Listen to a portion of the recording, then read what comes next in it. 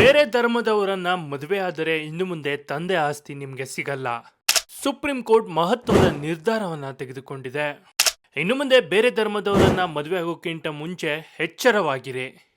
ಹಾಗಾದ್ರೆ ಏನಿದು ಮಾಹಿತಿ ಎಲ್ಲ ಸಂಪೂರ್ಣವಾಗಿ ನೋಡೋಣ. ಅದಕ್ಕೂ ಮುನ್ನ ನೀವು ಕೂಡ ಈ ಒಂದು ನಿರ್ಧಾರಕ್ಕೆ ಸಪೋರ್ಟ್ ಮಾಡೋದಾಗಿದ್ರೆ ತಪ್ಪದೆ ಈ ವಿಡಿಯೋವನ್ನು ಲೈಕ್ ಮಾಡಿ, ಹಾಗೆ ನಿಮ್ಮ ಜಿಲ್ಲೆ ಯಾವುದು ಎಂದು ನಮಗೆ ಕಮೆಂಟ್ ಮೂಲಕ ತಿಳಿಸಿ.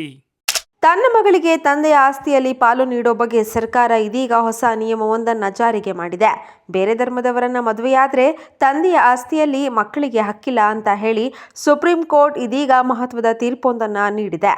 ಹಾಗಿದ್ರೆ ಏನು ಈ ಸುದ್ದಿ ಅಂತ ತಿಳಿಯಲು ವಿಡಿಯೋವನ್ನ ಕಂಪ್ಲೀಟ್ ಆಗಿ ನೋಡಿ.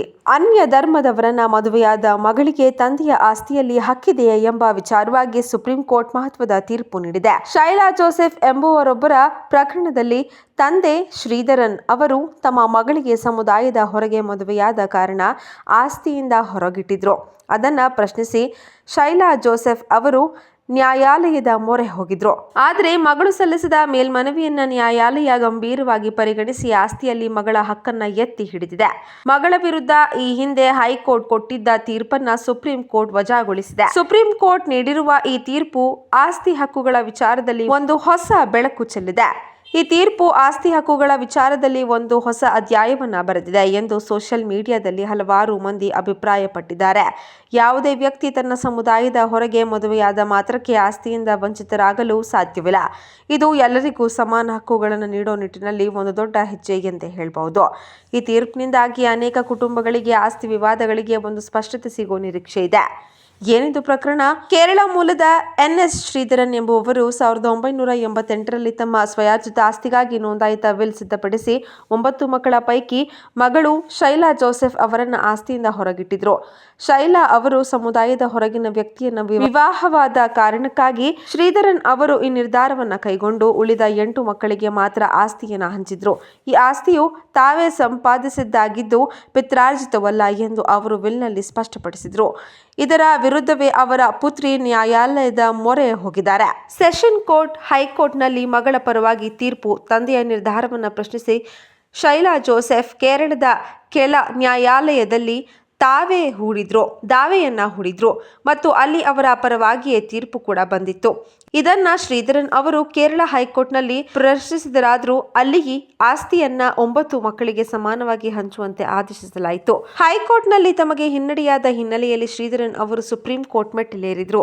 ಹೈಕೋರ್ಟ್ ತೀರ್ಪು ತಳ್ಳಿ ಹಾಕಿದ ಸರ್ವೋಚ್ಚ ನ್ಯಾಯಾಲಯ ನ್ಯಾಯಮೂರ್ತಿಗಳಾದ ಹಸಾನುದ್ದೀನ್ ಅಮಾನುಲ್ಲಾ ಮತ್ತು ಕೆ ವಿನೋದ್ ಚಂದ್ರನ್ ಅವರ ಸುಪ್ರೀಂ ಕೋರ್ಟ್ ಪೀಠವು ಈ ಪ್ರಕರಣದಲ್ಲಿ ಶ್ರೀಧರನ್ ಅವರ ಪರವಾಗಿ ತೀರ್ಪು ನೀಡಿದೆ. ಕೆಲ ನ್ಯಾಯಾಲಯಗಳ ಆದೇಶಗಳನ್ನು ರದ್ದುಗೊಳಿಸಿದ ಪೀಠವು ಸ್ವಯಾರ್ಜಿತ ಆಸ್ತಿಯನ್ನ ಯಾರಿಗೆ ನೀಡಬೇಕೆಂದು ನಿರ್ಧರಿಸುವ ಸಂಪೂರ್ಣ ಸ್ವಾತಂತ್ರ್ಯ ವಿಲ್ ಮಾಡುವ ವ್ಯಕ್ತಿಗೆ ಇರುತ್ತದೆ ಎಂದು ಸ್ಪಷ್ಟಪಡಿಸಿತು. ವಿಲ್ನಲ್ಲಿನ ಆಶಯವೇ ಅಂತಿಮವಾಗಿದ್ದು ಅದನ್ನ ಮೀರಿಯ ಆಸ್ತಿ ಹಂಚಲು ಸಾಧ್ಯವಿಲ್ಲ ಎಂದು ನ್ಯಾಯಾಲಯ ಹೇಳಿದೆ. ಈ ಮೂಲಕ ವ್ಯಕ್ತಿಯೊಬ್ಬನ ಆಸ್ತಿ ಹಕ್ಕಿನ ಸ್ವಾತಂತ್ರ್ಯವನ್ನ ಸುಪ್ರೀಂ ಕೋರ್ಟ್ ಎತ್ತಿ ಹಿಡಿದಿದೆ. ಪಾಲಕರಿಗೆ ಆಸ್ತಿ ಮರಳಿ ಪಡೆಯುವ ಹಕ್ಕು ಹಿಮ್ಮಡದಲ್ಲಿ ನಡೆದ ಕಾನೂನು ಅರಿವು ಕಾರ್ಯಕ್ರಮದಲ್ಲಿ ಮಾತನಾಡಿದ ನ್ಯಾಯವಾದಿ ಅರ್ಜುನ್ ಜಡ್ಯಮನಿ ಅವರು ಮಕ್ಕಳು ಪೋಷಕರನ್ನ ಸರಿಯಾಗಿ ನೋಡಿಕೊಳ್ಳದಿದ್ರೆ ನೀಡಿದ ಆಸ್ತಿಯನ್ನ ಪೋಷಕರು ಮರಳಿ ಪಡೆಯಲು ಅವಕಾಶವಿದೆ ಎಂದು ತಿಳಿಸಿದರು. ಪ್ರತಿಯೊಬ್ಬರು ದೇಶದ ಕಾನೂನುಗಳನ್ನು ತಿಳಿದುಕೊಳ್ಳೋದು ಅಗತ್ಯವಿದ್ದು ದುರ್ಬಲ ವರ್ಗದವರಿಗೆ ಉಚಿತ ಕಾನೂನು ನೆರವು ಲಭ್ಯವಿದೆ ಎಂದು ಮಾಹಿತಿ ನೀಡಿದರು. ಹಿರಿಯರನ್ನ ಗೌರವದಿಂದ ಕಾಣುವುದು ಪ್ರತಿಯೊಬ್ಬರ ಕರ್ತವ್ಯ ಎಂದು ಮಹಾಲಿಂಗ ಮಾಯಣ್ಣನವರ ಇದೇ ವೇಳೆ ಕರೆ ನೀಡಿದರು. ಗ್ರಾಮೀಣ ಜನರಿಗೆ ಆಸ್ತಿಯ ಹಕ್ಕು ಕಲ್ಪಿಸೋ ಸ್ವಾಮಿತ್ವ ಯೋಜನೆಯು ಗ್ರಾಮೀಣ ಭಾರತ ವಸತಿ ಆಸ್ತಿಗಳಿಗೆ ಕಾನೂನುಬದ್ಧ ದಾಖಲೆ ಒದಗಿಸುವ ಮೂಲಕ ಜನರನ್ನ ಸಬಲೀಕರಿಸುವಂತಹ ಗುರಿ ಹೊಂದಿರುವ ಸ್ವಾಮಿತ್ವ ಯೋಜನೆಯನ್ನ ರಾಜ್ಯ ಸರ್ಕಾರ ಜಾರಿಗೊಳಿಸಿದೆ. ಆಸ್ತಿ ಮೌಲ್ಯೀಕರಣದ ಮೂಲಕ ಬ್ಯಾಂಕ್ ಸಾಲ ಸೌಲಭ್ಯ ಪಡೆಯಲು ಮತ್ತು ಆಸ್ತಿ ಸಂಬಂಧಿತ ವಿವಾದಗಳನ್ನು ಕಡಿಮೆ ಮಾಡಲು ಇದು ಸಹಕಾರಿಯಾಗಿದೆ.